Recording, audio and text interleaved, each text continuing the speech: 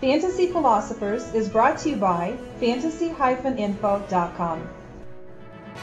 Last season was a bad one for the Giants defense. It seemed at times that they were really missing their old defensive coordinator, Steve Spagnuolo.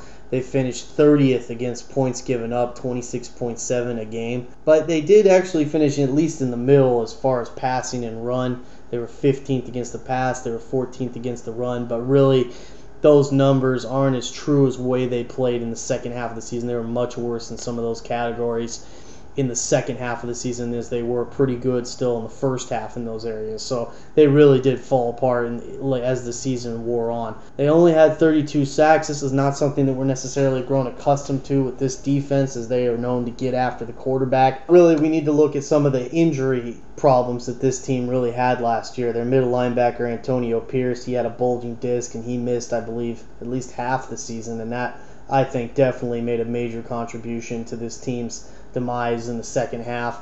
They also had some really nasty secondary health issues, and that just did not help them as they were giving up big plays down the field and whatnot. This offseason, they go out to get a new defensive coordinator, and it looks like they're playing pretty jazzed up for what's going to happen this year. They're pretty into it.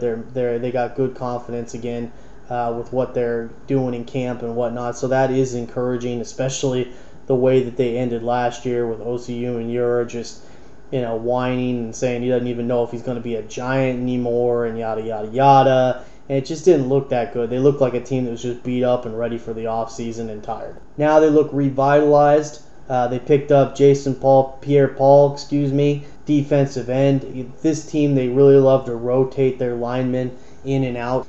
They also picked up Linval Joseph, a defensive tackle. So this is nice upgrades that you want to see on the defensive line, as they needed to retool a bit there. They also did get Antoine Rolle for a safety. He's not a tremendously good safety or anything, but he is a help, and he can make some plays for them in the secondary. I'd say the key for this team is they need, obviously Antonio Pierce, he's gone. Looks like he's pretty much retired. They basically need their middle linebacker and their linebacking core to be solid and bounce back well. They also need their secondary to stay healthy. That's going to be a big key.